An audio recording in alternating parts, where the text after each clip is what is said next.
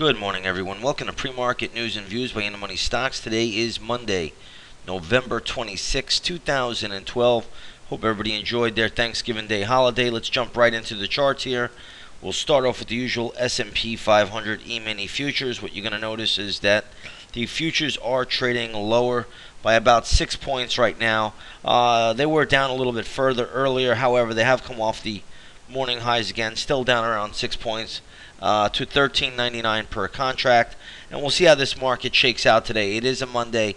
Generally, Mondays are a little bit on the lighter side. They do call this Cyber Monday.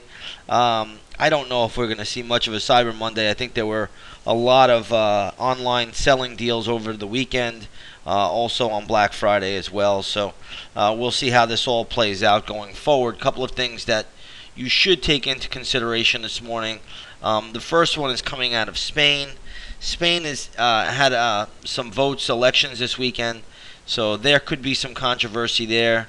It looks like some different parties could be in power, and that could cause a little bit of a shakeup. So we have to watch these European markets this morning. Right now, you do have the European markets really lower across the board, so we'll see how that all plays out. Also in Greece, there also looks to be another meeting taking place between European policymakers, and again, they're going to talk about the next real bailout level for Greece. There are some rumors that Greece would like to have some debt forgiveness, but I don't think Germany is really looking for that, so we'll have to watch that market as well. Right now, the German DAX is down about 0.3%, so we'll see how that plays out going forward. There is some other news scattered.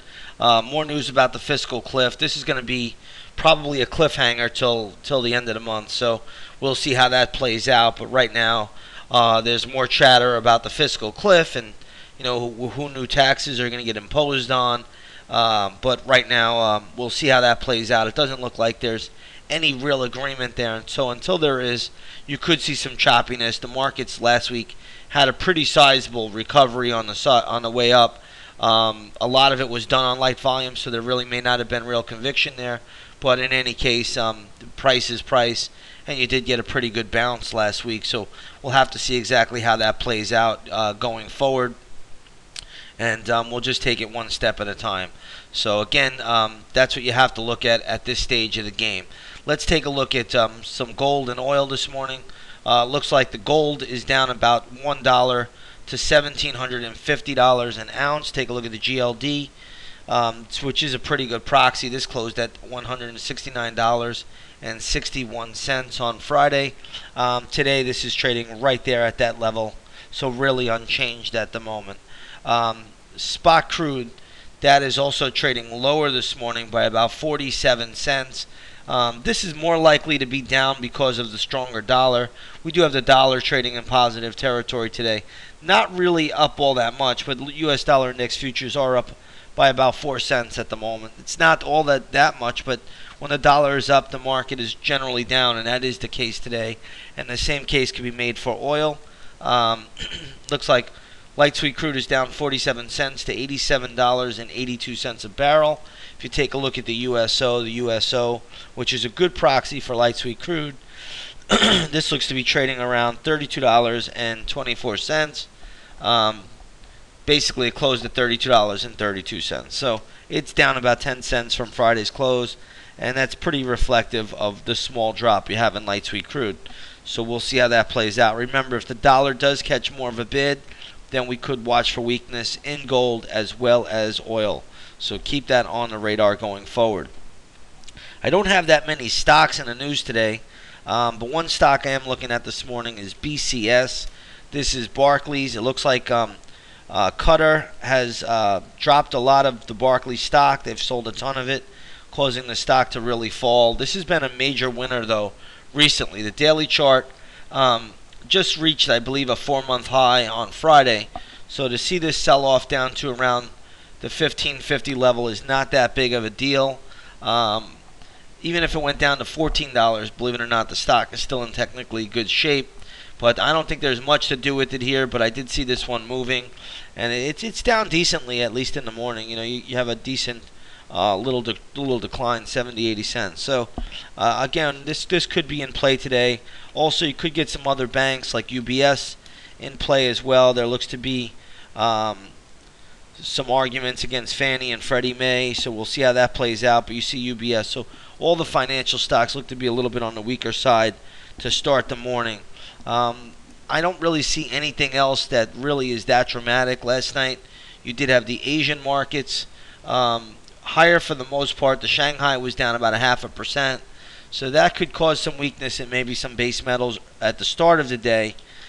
Stocks like Freeport-McMoRan, Cleveland Cliffs, BHP Billiton, Rio Tinto, these could have activity today, but I really don't see any major gap ups or gap downs that are all that notable. Facebook is another one that is trading higher today. It's up by 75 cents, but again, just can't make too much out of it. The upside looks limited here, if you ask me, but nonetheless, it did make a little bit of a move. I think Rand Gold is trading lower.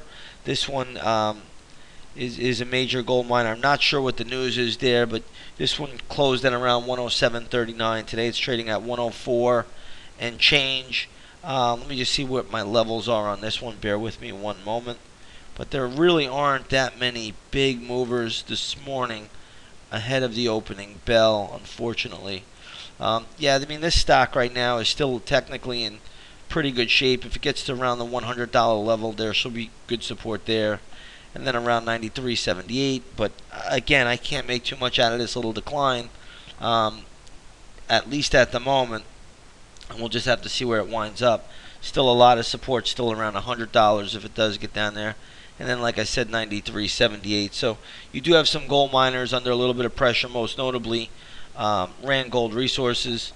But I just don't see a lot of gaps out there, and I've searched for about 30 minutes this morning, 40 minutes, and there's just not a lot that I'm finding worthwhile. So we're going to leave the report there, leave it short and sweet. Again, there's going to be a lot of economic news today. You'll probably hear more about the fiscal cliff and things of that nature, but take it slow. It is a Monday. Market sometimes can be on the slower side. I don't think we have any major news coming out. I believe at 10:30 you have the Dallas Fed manufacturing survey for November. That's really it that I'm seeing. So we'll just see how it is, and we'll see if the market can continue to pump up the retail sales news from Black Friday and Cyber Monday. But other than that, I'm not really sure we're going to hear all that much out there. But we'll take it one day at a time. The market needs to digest the gains that it has had recently, so do not be surprised if we do pull back a little bit today. That is probably on the table for the most part. Alrighty, I'll leave it there, everybody. I hope you had a great Thanksgiving. We'll see you on the charts tomorrow. Take care now.